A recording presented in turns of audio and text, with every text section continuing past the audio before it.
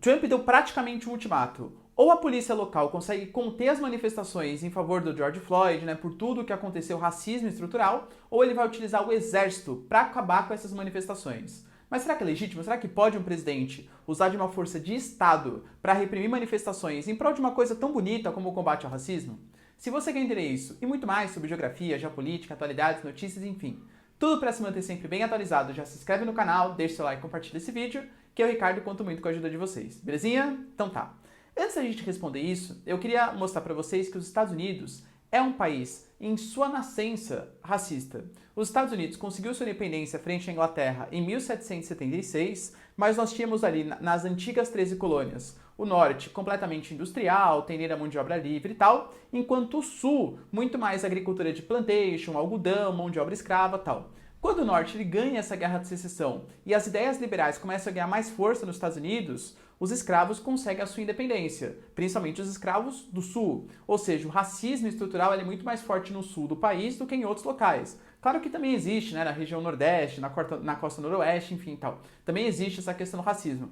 Mas no sul, estados mais conservadores, estados ali mais ligados àquela agricultura de plantation e tal, e isso é muito mais forte. E aliás, existe uma cinematografia, documentários sensacionais sobre o tema. A 13ª Emenda, Histórias Cruzadas, enfim, 12 anos de escravidão. Acho que todos esses filmes eles são ótimos pra gente ver nesse momento, até pra uma reflexão, assim, acho que é bem importante, tá?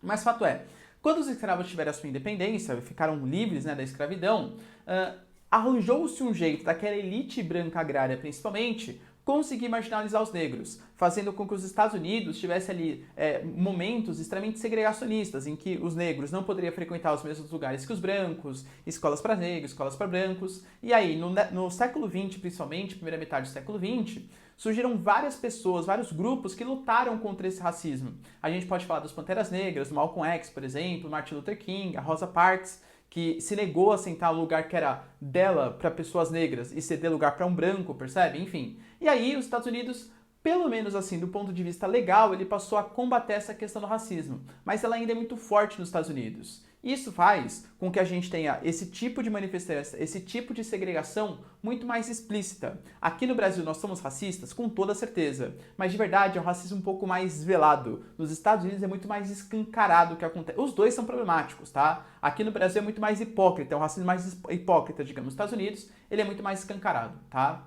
Fato é, a gente teve, né, com a questão de George Floyd acontecendo, a polícia reprimindo de maneira extremamente violenta e matando o cara, infelizmente, e isso acendeu novamente as manifestações, e nós estamos agora no quinto dia de intensas manifestações. Manifestações que a galera não é nota de repúdio, não. A galera vai pra rua, quebra as coisas, tal. Pra vocês terem uma noção, eles começaram a se manifestar ali próximo da Casa Branca, uma das primeiras vezes nos últimos anos em que a Casa Branca apagou as luzes e o Trump ele desceu para um bunker, porque ele estava com medo que as manifestações pudessem invadir a Casa Branca.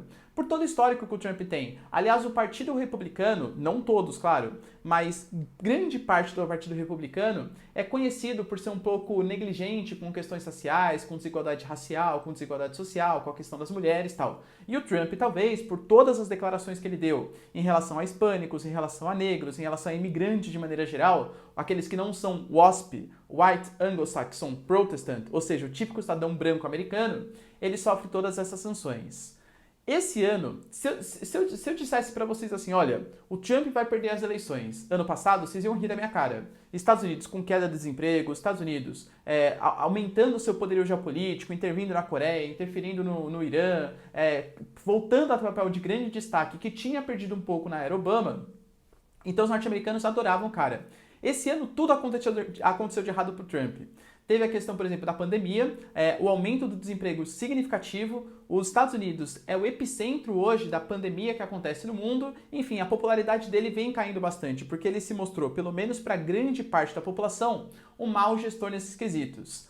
Para piorar, ainda acontece essa questão do George Floyd. E aí, as declarações do Trump vêm sendo extremamente infelizes. Ele não se pronunciou com muita força contra o racismo. Ele se pronunciou contra o quê? Os manifestantes. Ou seja, você percebe que são coisas diferentes? parece que assim, olha, o racismo estrutural, a morte não tem nenhum problema, mas agora as manifestações decorrentes disso, isso sim tem problema. E eu particularmente não vou entrar no mérito, tá? Se, protestar quebrando, protestar pacificamente, o que é melhor tal, não é essa a questão. A minha questão é uma análise geopolítica e política aqui nesse momento.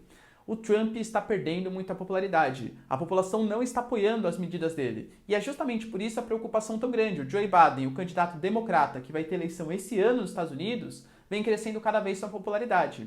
Claro que os democratas e os opositores estão tentando fazer uso político disso. Galera, isso existe não é no Brasil, isso existe no mundo, tá? Então a gente percebe, né, algumas lideranças democratas. Olha o que o Trump tá falando, olha só, o Trump é racista, tal. Obviamente, e com as declarações que ele dá, fica muito mais fácil colar essa imagem de racista no seu presidente. Então, esse ultimato que ele deu, por incrível que pareça, ele pode sim acontecer. É uma situação que está prevista na Constituição americana em casos de insurreição. O que é insurreição? É o que o presidente pode considerar como uma revolta popular. Isso foi utilizado já na década de 90 também. Na década de 90, como eu disse para vocês, muito racista nos Estados Unidos. Um taxista negro foi morto em 1992 e o então governante usou da mesma lei para fazer o exército reprimir as manifestações que ali aconteciam.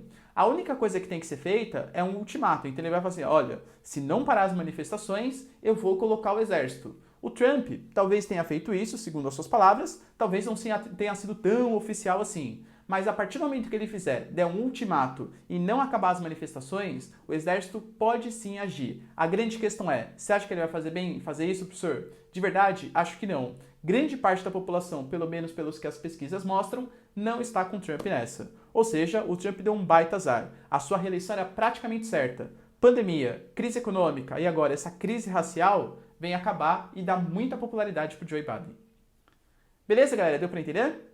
Se vocês entenderam, então, e curtiram o vídeo, deixa seu like, se inscreve no canal, comenta aí, quero saber o que você pensa, acha que o Trump tá certo? Não, é tudo baderneiro, tudo não sei o que lá, ou não, tem que realmente tirar ele da presidência, o cara tá sendo péssimo, racista e tal. Deixa nos comentários, quero saber a sua opinião. E é isso aí, galera. Beijos, abraços e tchau!